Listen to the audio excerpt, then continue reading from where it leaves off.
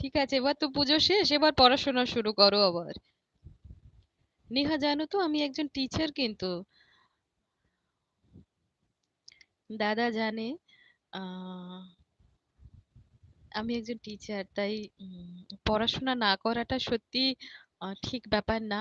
অন্তত আমি কিন্তু মেনে নিতে পারবো না। তো পড়াশোনা করবে, চ্যানেল থাকবে, সবকিছুই থাকবে, কিন্তু তার সাথে পড়াশোনাটা চাই, জানো তো। পায়ের নিচে শক্ত মাটিটা ভীষণ দরকার, আর তার জন্য পড়াশোনাটা করতে হবে। চারিদিকে যাই ঘটুক, তবুও পড়াশোনার কিন্তু কোনো বিকল্প নেই।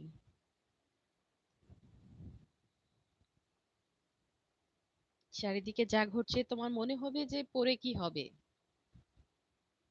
কিন্তু আমরা যাই দেখি না কেন, যাই শুনি না কেন, পড়াশোনার কোনোদিনই কোনো বিকল্প থাকবে না।